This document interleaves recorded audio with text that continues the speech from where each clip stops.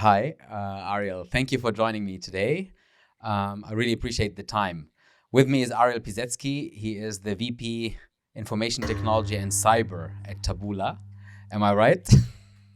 Yes, thank you for Fantastic. having me. It's wonderful being here. As you said, I'm the VP IT and Cyber for Taboola. Taboola is the content recommendation platform.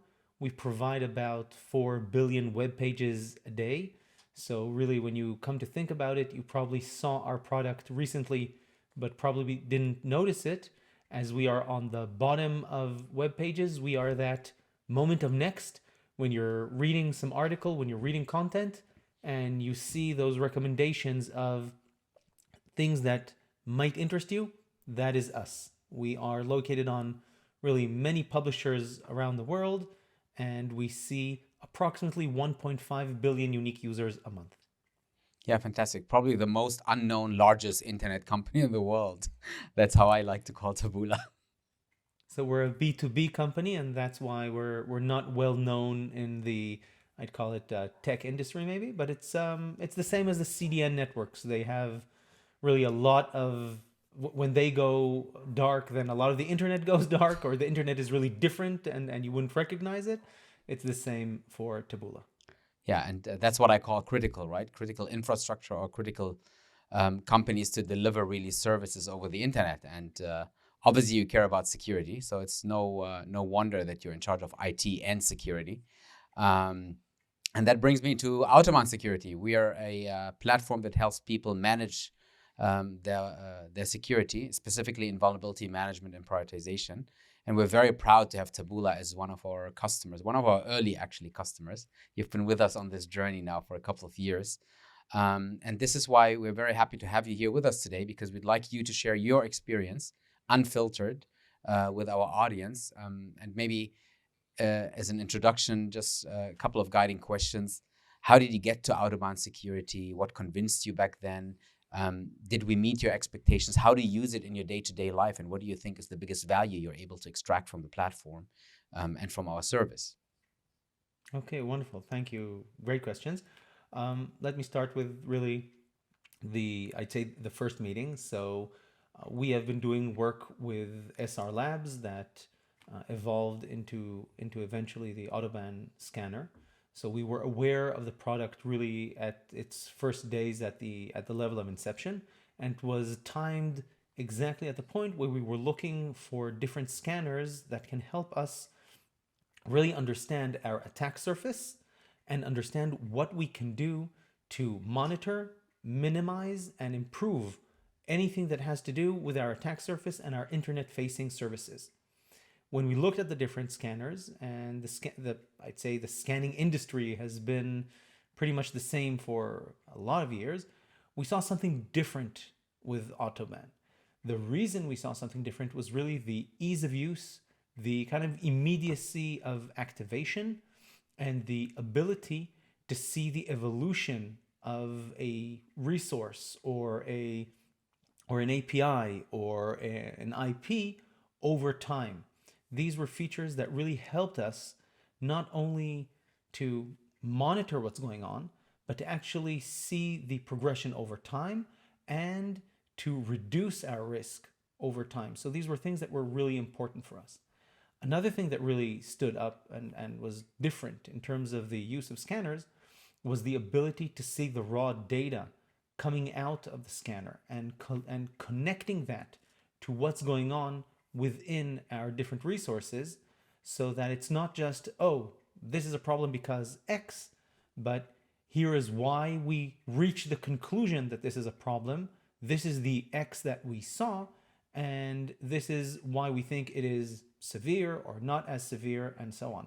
So there's a lot of information there that really helps the person working the tool to reach the correct conclusions. So that, I'd say, would answer how we met and why we chose this specific tool. Over the past few years, the evolution of the tool and I'd say that the way that Autobahn really listens to customers and helps customers improve not only their own security, but I'd say improve through the improvement of Autobahn and the additional features that are constantly coming in, we could really improve our posture. one kind of thought that comes to mind is the fact that while we know what is our IP space, today with the easy hookup of Autobahn into our cloud infrastructure, we are able to automatically identify changes and additional resources that are coming up online and then scan them into the already existing scan job. All of this brought together the fact that the scanning infrastructure stays current with the actual infrastructure, and you don't have these incidents where things are maybe left behind. Another great thing was the evolution of the ability to upload different types of resources to provide, I'd call it intelligence into Autobahn, or actionable intelligence.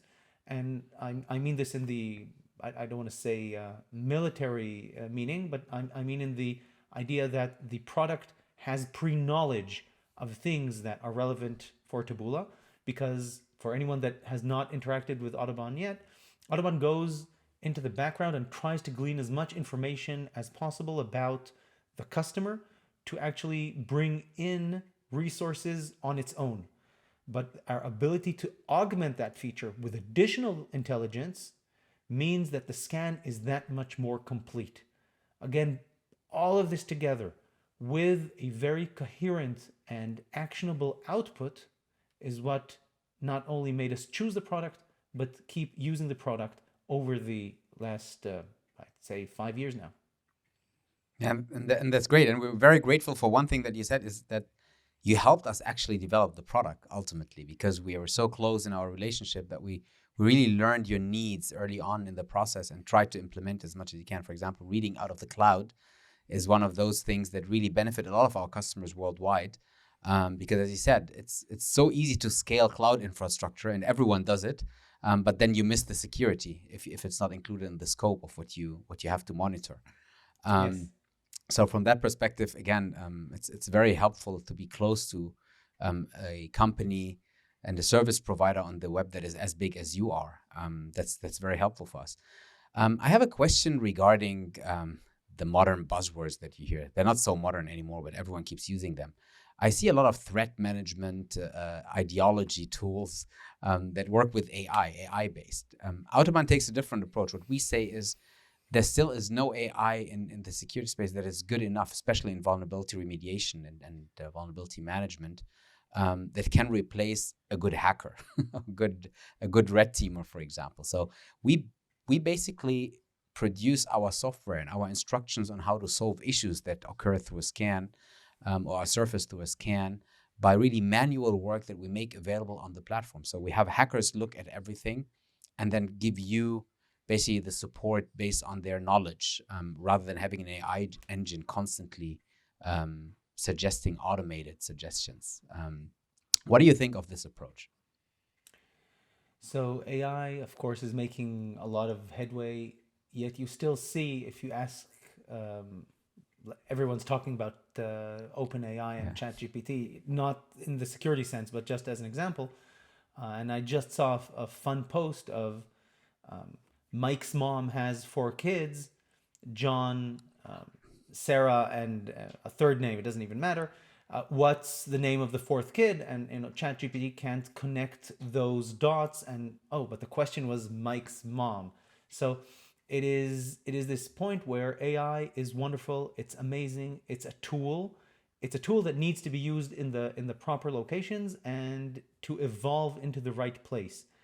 I'm not saying that there's no use for it. There's use for it at specific places and in specific times. There's obviously use for machine learning and deep learning in log crunching and in a plethora of things that are security related. When you're looking at active threat kind of, I'd say, hunting, or when you're looking at attack surface, kind of understanding attack surfaces and understanding what you're working with, today the ability to use the human brain and to learn from one organization towards other organizations is a huge benefit. And the ability to get, I'd say, your red teaming experience into the product, and then to know that not only are we running penetration testing, not only are we running humans, not only are we running different types of machine learning and AI, but we're still also using really talented people that provide real intelligence and real, I'd say, hard-earned hacking work, red teaming, trying to reach wherever they can, and then bringing that into the product and making sure that we don't lose where the links are weak. Eventually, hackers come in through a weak link. It doesn't have to be the weakest link, but through a weak link. And we need to make sure that that all of our links are as strong as possible. So having a scanner that goes through as many links as possible and improves all of my security, and not just a specific thing that we're looking at that maybe kind of focus week, then that helps improve the security posture of Taboola at large and of any Autobahn customer. Yeah, I agree. And that's precisely what we try to do. We aim to take any scanner that you want to use and connect the dots. I think this connecting the dots, I love this example because I've seen this ChatGPT example myself yesterday. I couldn't stop laughing. But at the same time, I know that eventually this will be fixed. So we will benefit from such technology in the near future. It's just a matter of time until we learn to connect dots. And problem is it doesn't connect the dots by itself. It still needs humans to feed it with knowledge and train it in the beginning before it uses machine learning to get much better over time. It needs much, much more data than the human brain currently processes. And I think taking scan data, connecting the dots, and then figuring out what relationships drive a vulnerability and enable hackers to actually come in by using not one vulnerability. Usually they use a connection of different things in order to find your weaknesses. So there's several weaknesses leading to an entry point. We try to really go behind these vulnerabilities and target the root causes with our solutions or our remediation guides. How do you really, when you use your scan results and you look at how do you close these vulnerabilities, do you actually use a software like Autobahn, or do you have your own approach of figuring out how to close these solutions? Because they come in different areas, right? And most of the stuff is repetitive. So how do you usually go in your day-to-day of addressing these vulnerabilities? So the first thing that we do when we look at the scan results, of course, is looking at the severity and where I'd say threat actually interacts with or our product or something that is widely available on the internet, and then we take that as first priority. It doesn't matter how much work it is. We first look at the level of the threat. Then we say, okay, now that we saw this threat, we understand it, we know how to fix it because we got a lot of the information out of the product. Do we have an option to automate the fix of the threat, or do we need, because it's on hundreds or maybe thousands of servers, or do we need to, is this a one-time event or a one-time occurrence? And we have I'd say kind of a mixture of using the product or using our internal tools or using our internal automation capabilities to solve whatever the problem is, be it through a workaround, or through a patch, or through the correct configuration. So that really, really depends. Yet I'd say the best part of the product is then running immediately a second scan and getting a version within the scan, which again is a wonderful feature of the product, where you can see it's not a standalone scan each time, but it is a version. And then by having a version, you can see, okay, I had a problem, the problem was solved, and now I'm back to a certain degree where I want to be. So I'm not, I fixed the problem and I didn't just move it to a different place. And that is super important to really get the feel of problem solved. I'd say a nice example of that, of course, is Log4j. When Log4j came out, and it was a sad surprise and a wake-up call for many, the ability to identify the existence of this and to help scan all of my resources, both internal and external, in this event to make sure that I didn't miss anything on my own. Because we have our, obviously, list of what is using or which product or what server is using which type of software, but then Still, you want to make sure with a scanner that, oh, I didn't miss anything. I didn't forget anything. A vendor maybe didn't tell me about something. Maybe a product didn't list all of its components well, didn't list all of its open source products like it should. So that is a wonderful example of a threat, a I, I'd say a response to the threat by first actually providing a scanning capability to make sure that I don't have it, and helping us remediate when we found it. Yeah, fantastic. In that context, we're very, very proud of our hackability score, which translates Yes. the laundry lists that come out of scanners to what we call an actionable insight that tech people and non-tech people understand. How does the hackability score work for you? Like, do you share it really with senior management that are less tech savvy than you? Although that's difficult probably at Taboola to find someone who doesn't understand tech. Thank you. But does it really simplify your life on a day-to-day? The hackability score was a nice surprise, a nice good surprise, because at the beginning I was looking at it and I said, okay, what can I actually do with this information? It's not information that I like asked for. So what exactly do I do with it? And then immediately when I looked at the dashboard, then added some moments of oh wait, this means that I can understand where the industry is, what is my security posture in connection with the industry or with the internet at large, how soft or hard of a target I am. Now, of course, the idea is that you always want to be the hardest target that you can, because security is hard and the hackers need to win only once. So the idea is to make sure that you're A, as I said, as hard as possible, and B, that you have a very, very, very robust, I'd say, let's call it lateral movement detection, or at least incident detection. If something happened, to find it fast and to respond as fast as possible. So the use of the score comes to really explain something without showing a very lengthy and hard to read report, or not hard to read, but a report that takes time to go through. And if you want to show a very, very, very simple summary number where it says, here, this is our hackability score, and we are also improving it. We're also making sure that we continuously reduce our exposure. So it's a good summary and a simple way to show to many people, specifically management and others, where we are on the bar of exposure. Yeah, I think that's a very good explanation. I had a customer meeting yesterday where people asked me, okay, how do you calculate the hackability score? What does it stand for? And my answer was, our internal security experts, our white hackers, actually white hat hackers, they go through every vulnerability and they ask themselves, would I cry if someone would close this vulnerability? Would I really be sad because it's much more difficult for me to get in? And that is actually what the hackability score is all about. Like, how attractive are you for hackers? And we want to give that within one number. And it's easy to understand for people like me who don't have a clue of really the detailed hacker work, more business oriented guys.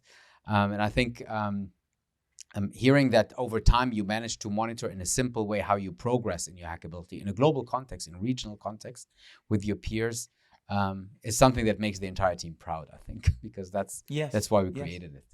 And it does help motivate anyone that is not on the team, because many times as security professionals, you get this feeling that you're driving the security for your company and you're really helping the company do business. You're helping the company keep business. You're helping the company keep the lights on. So that ability to say, hey, we are below industry standards or above industry standards is something that really helps push the point home by saying you're not doing this for the sake of me asking for it. You're doing this because we as a company need to improve. We need to be at least at the level of our industry. True, and that's basically setting a vision and aligning people behind the vision rather than work instructions. Like, I hate working with instructions and tell people what they have to do. They need to believe that this is the right way, and probably it's a tool that could support you at doing that, I guess. Yes. Let's let's switch gears into, I want to discuss one topic that is also very dear to us. It's, when you read media, you get a feeling that everyone is positioning cybersecurity and hacker attacks as something really mystical that no one understands and no one is supposed to understand, creating panic. And with this panic, I feel that there are certain providers of software tools or services even that you benefit from panicking customers. How would you explain your approach at security? Because the way we look at it is, it's something that you need to take care of. It's a process that needs to be followed rigorously. We call it the cyber fitness journey because we feel that it's like going to a gym and exercising regularly in order to become better in a sustainable way. How do you see this? Are you afraid of hackers? Or how does Taboola address the issue of cybersecurity? That's a great question. So, yes, many companies like to sell through fear, uncertainty, and doubt, FUD, as it's known in the industry. And I really do not like to look at the world of security through those lenses. The idea is that, and I think the FBI director already in 2012 or 2014, but years ago, around 10 years ago, said there are two types of companies: the companies that have been hacked and the companies that just don't know that they've been hacked already. So it's not even the companies that have been hacked and will be hacked. It's we're all going to be hacked as companies. And that is terrible news. But once you accept the fact that things will go wrong and you connect to the need to act accordingly, make sure that as much of your data is as protected as possible.